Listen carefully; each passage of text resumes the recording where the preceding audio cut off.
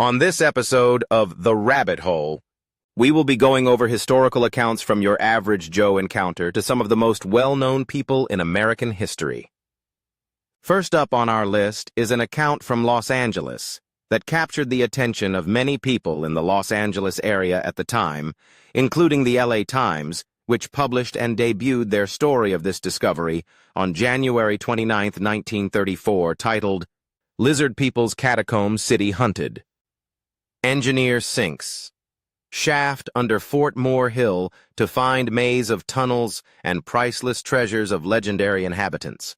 Busy Los Angeles, although little realizing it in the hustle and bustle of modern existence, stands above a lost city of catacombs filled with incalculable treasure and imperishable records of a race of humans further advanced intellectually and scientifically than even the highest type of present-day peoples, in the belief of G. Warren Shufelt, geophysical engineer now engaged in an attempt to wrest from the lost city deep in the earth below Fort Moore Hill the secrets of the lizard people of legendary fame in the medicine lodges of the American Indian.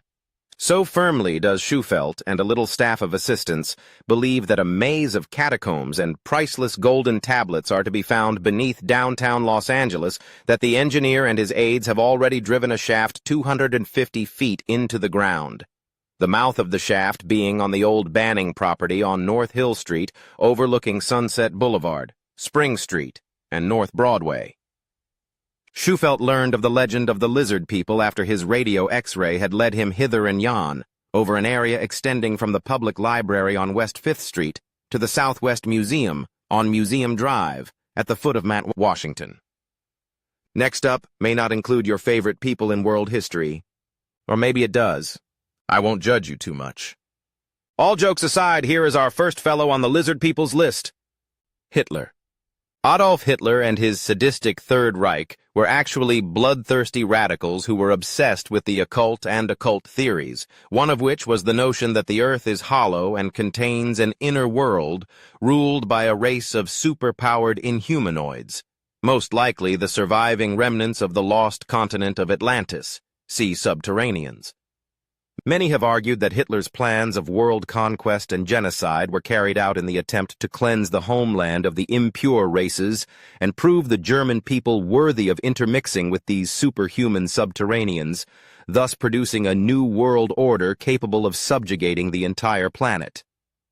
The Führer even claimed to have met one of these inhumanoids.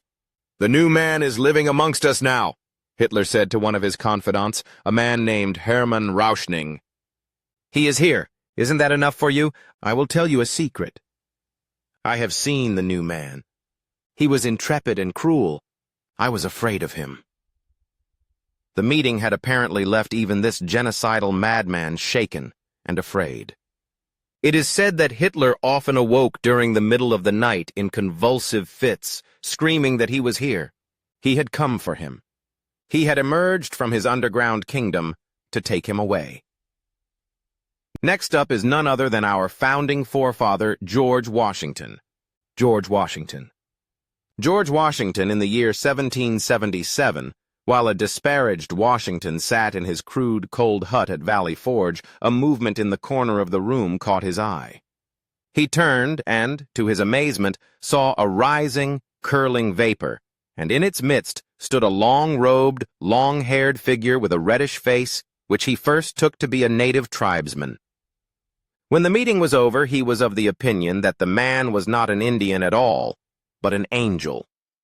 He later told a close friend named Anthony Sherman that the red-faced angel had shown him a vision of the birth, progress, and destiny of the American colonies. Our next individual is one of the most dubious characters in history, but his encounters with these beings and the effects they supposedly had on our country is very intriguing to say the least: Napoleon. It is said that a red-skinned entity had first visited Napoleon Bonaparte during his ill-fated campaign for French sovereignty in Egypt. According to numerous accounts, the red man had apparently materialized in the military genius's bedchamber one evening after the bloody Battle of the Pyramids, claiming that he had given counsel to the rulers of France for many years and come to warn him of certain mistakes in his plans. "You have become far too ambitious," the red man said. The French people are growing wary of your overwhelming thirst for power. How is it that you know so much of my plans? The mysterious visitor merely smiled and shook his head. I have been at your side since you were a boy. I know you better than you know yourself. The reply greatly puzzled Napoleon, who listened in amazement as the red man told him that his orders to the French fleet had not been obeyed and that his ambitious campaign in Egypt would fail. Furthermore, the entity claimed Napoleon would return to France to an allied Europe, and he would be confronted by angry mobs in the streets of Paris. The would-be dictator found all this hard to believe, but, sure enough, the Egyptian campaign failed just as the red man had predicted it would. This nocturnal advisor appeared again one midnight after the Battle of Wagram in 1809, while Napoleon was at the headquarters at Schönbrunn, and made his third and final visit to the Little Emperor on the morning of January 1st, 1814, before his forced abdication. But on that note, my friends, I bid you farewell. Remember to keep it odd, and we'll meet again in the rabbit hole soon.